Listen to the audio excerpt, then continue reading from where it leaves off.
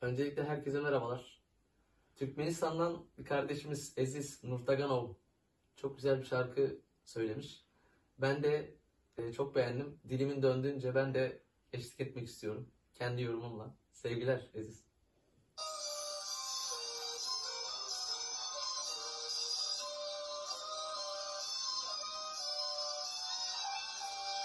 Derdi sofiyazın sözün setirler.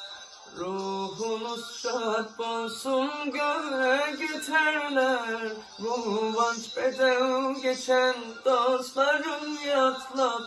Olusat alıp bakalar hani.